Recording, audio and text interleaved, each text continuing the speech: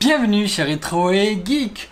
Aujourd'hui on va répondre à une question sur YouTube de Albert Berg qui a 77 ans. Il n'y a pas d'âge en fait pour commencer l'Arduino.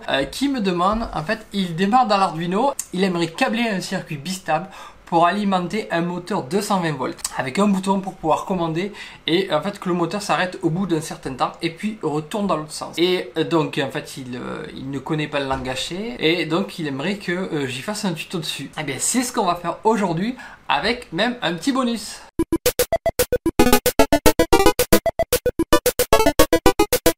À matériel, il nous faut une carte Arduino, il nous faut 2 ou 4 boutons. En fait dans son projet il voulait un bouton automatique et un bouton stop. Moi si je ferais cette boîte là, je rajouterais le bouton pour qu'il tourne dans un sens et le bouton pour qu'il tourne dans l'autre aussi.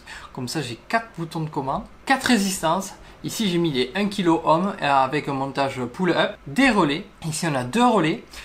Suivant le moteur en fait que vous allez utiliser, il va vous falloir peut-être 4 relais. Donc vous allez devoir mettre 2 relais en parallèle. Et j'ai rajouté un potentiomètre pour pouvoir régler le temps d'utilisation du moteur, en fait, le temps pendant lequel le moteur va tourner dans un sens et dans l'autre. Niveau câblage, le pin numéro 7 est branché sur le bouton automatique, le pin 6 sur le bouton stop, le pin 5 sur le bouton sens horaire et le pin 4 sens anti-horaire. J'utilise après le pin 3 et le pin 2 pour mes 2 relais et j'utilise le pin analogique A0 pour le potentiomètre. Mes boutons ici sont reliés d'un côté avec le 5 volts de l'Arduino. Le potentiomètre, on le branche d'un côté avec la masse et l'autre le positif. Et au milieu, on récupère la valeur sur le pin A0. Mes relais sont branchés d'un côté sur la borne négative de l'Arduino et de l'autre côté sur les pins de commande 2 et 3. Pour commander un moteur 220 dans le sens horaire et anti-horaire, ça dépend du nombre de branchements qu'il y a sur votre moteur. Et donc chaque branchement en fait a un montage différent pour pouvoir le commander dans le sens rotation. Mais Albert ici va s'en charger. Pour le code, en première partie, je définis tous mes pins. Donc ici, tous mes pins sont définis avec define. J'ai mes variables de potentiomètre qui sont ici pour le temps additionnel. Ensuite, mes variables pour gérer le mode automatique. Le temps max, c'est le temps pendant lequel le moteur va être activé en mode automatique. Ici, en fait, c'est 20 secondes. Imaginons que je veux utiliser le potentiomètre et que je veux pouvoir le régler entre 10 secondes et plus la variable de potentiomètre. Ici, je mettrai 10 000 pour faire que le temps minimum soit 10 secondes au moins. Il tourne pendant 10 secondes sur. Dans ma partie setup, je définis ici tous mes pins, ici un input pour les boutons et un output pour les relais. Dans ma partie loop, ici je récupère la variable, en fait la valeur qui se trouve aux bornes de A0 du pin analogique de l'Arduino et je vais le transformer en une valeur. Ici, en fait, je vais la transformer en une valeur entre 0 et 20. Parce qu'en fait, il n'arrive pas à atteindre 21. Donc, je vais avoir une valeur. Si mon potentiomètre est à 0 volts, je vais avoir 0 volts, enfin 0 en sortie. Et si je l'ai à fond, je vais avoir 20. Mais cette valeur-là, je la multiplie par 1000 parce que c'est 1000 millisecondes. Ça représente une seconde. Comme ça, en fait, ici, on a une valeur en seconde qui sort. Si Albert ne veut pas utiliser le potentiomètre ou si toi, tu ne veux pas utiliser le potentiomètre pour régler la valeur de temps, eh bien, ici, tu as juste à commenter simplement le code avec 2 slash. Et voilà, ici, c'est réglé. Tu n'as pas besoin de mettre de potentiomètre. Enfin, et le potentiomètre n'est pas pris en compte dans le programme. Donc moi, dans mon programme, il est pris en compte, donc je le laisse. Si je veux changer la valeur ici, je veux varier entre 0 secondes et 30 secondes, ben je mettrai 0,31 pour obtenir entre 0 et 30 secondes de plus que le temps minimum en fait en haut. Ensuite, je passe avec des conditions. J'ai toutes les conditions des boutons. J'ai le bouton automatique, dans lequel j'appelle la fonction automatique. J'ai le bouton stop dans lequel en fait je me remets des variables à 0 pour le mode automatique pour pas que ce soit encore lancé. Et j'arrête les moteurs. Ensuite j'ai le bouton de sens horaire. Pareil, j'arrête le mode automatique. J'arrête les moteurs au cas où qui tournent dans un sens. Et je lance le sens horaire. Et je mets toujours un délai en fait de quelques millisecondes, de 500 millisecondes, pour éviter que en fait on appuie sur les deux boutons et que ça n'arrête pas de se déclencher l'un l'autre. Il faut qu'il y ait un tout petit temps de décalage. Niveau sécurité, c'est voilà, rien de plus. Pareil pour le bouton anti-horaire, sauf qu'on va lancer ici la fonction sens anti-horaire. Ensuite, on a ici la condition de mode automatique. En fait, notre mode automatique, il doit s'arrêter au bout d'un certain temps. Et donc, pour s'arrêter au bout d'un certain temps, je dois avoir des conditions. Ici, il faut que je sois en mode automatique, que l'étape en fait du mode automatique, ce soit 1 ou 3, et que le temps en fait qui est en cours est supérieur au temps qu'au début que le moteur a démarré, plus le temps maximum qui ne peut pas bouger, et plus le temps additionnel. Et donc, à ce moment-là, je vais appeler encore la fonction automatique. Et dans cette fonction-là automatique, on verra comment je fais pour passer d'une nouvelle étape et arrêter le moteur et puis relancer le moteur, etc. etc.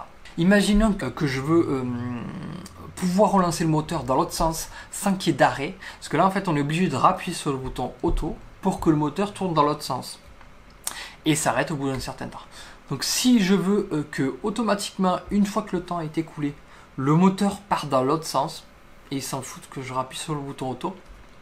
Ici, j'ai juste à remettre le programme automatique. Ici, je le lance 2 fois. En le lançant 2 fois, en fait, je vais passer l'étape, vu que je suis en mode 1 ou 3, je vais passer l'étape stop. Parce qu'ici, je vais aller sur stop la première fois. Et la deuxième, je vais aller sur la partie moteur direct. Je relance le moteur dans l'autre sens. Et donc, votre moteur va tourner dans un sens et dans l'autre indéfiniment. Si vous voulez faire comme un va-et-vient, clic, clac, clic, clac, eh bien, c'est comme ça qu'il faut faire. Vous rajoutez la fonction automatique.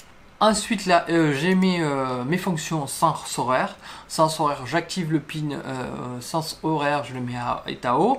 Et l'anti-horaire, je le mets à l'état bas. Et pareil pour le sens anti-horaire, sauf qu'on fait l'inverse. J'ai ma fonction automatique. Le mode automatique, j'active le mode automatique. Je mets mode auto à 1. J'incrémente le numéro de l'étape du mode automatique. Et ici, en fait, j'ai un switch qui va aiguiller l'étape à laquelle je suis au niveau du moteur. Donc, on commence par le bas parce qu'on commence par le défaut. En défaut, on fait un stop moteur quand on obtient un cas qui est hors case. À l'étape 1, quand le mode number est égal à 1, j'arrête les moteurs, je mets le temps, en fait, je stocke le temps actuel dans une variable de temps pour pouvoir l'arrêter plus tard. Et je lance le sens horaire. L'étape 2, pareil, je fais un stop au moteur. L'étape 3, je lance dans le sens anti-horaire.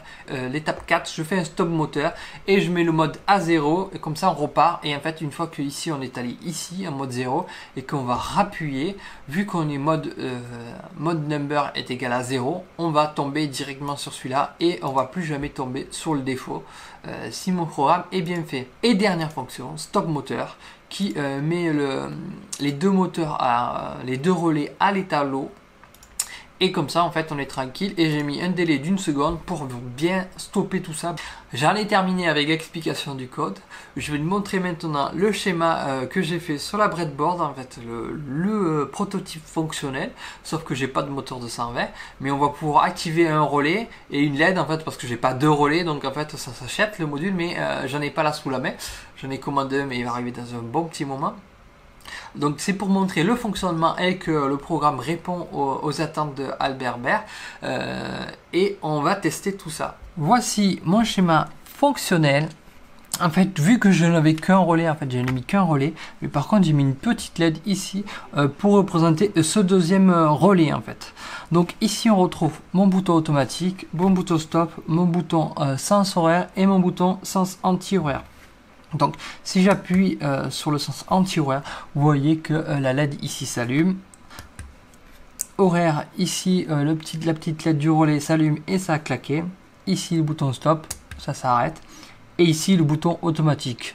J'ai mis le temps à 5 secondes actuellement. Donc quand je vais appuyer, le premier relais va s'activer. Et automatiquement au bout de 5 secondes, il va se désactiver. Et si je rappuie sur le bouton automatique, c'est le deuxième qui va s'activer et puis au bout de 5 secondes il va se désactiver. Donc ici j'ai mon potentiomètre, je vais l'augmenter pour augmenter la durée automatique de rotation. Donc ici je l'ai mis à peu près à la moitié, donc ça devrait rajouter environ 10 secondes à la minuterie du mode automatique. Donc si j'appuie, Là, normalement, pendant une quinzaine de secondes, on va voir en fait le relais activé et puis il va se désactiver. Voilà, là on a dépassé les 5 secondes initiales et on va arriver aux 15 secondes. Voilà. Donc ce potentiomètre peut être vraiment pratique si vous avez vraiment besoin d'utiliser un temps défini, que vous avez besoin de le changer tout le temps et orienter d'un côté ou de l'autre le moteur avec ce mode automatique. Voilà Albert Berthe, j'espère avoir répondu à ta question et que tu vas pouvoir réaliser ce montage et surtout une fois que tu l'auras réalisé, envoyer une petite photo de ce que tu auras fait et nous montrer tout ça sur la chaîne. J'espère que ce tuto va servir à pas mal de bricoleurs aussi pour pouvoir commander un moteur. N'hésite pas à partager ces tutos sur les réseaux sociaux si tu penses que ça peut être utile à quelqu'un et à t'abonner si ce n'est pas fait. Moi je te dis à très bientôt pour de nouvelles aventures. Ciao!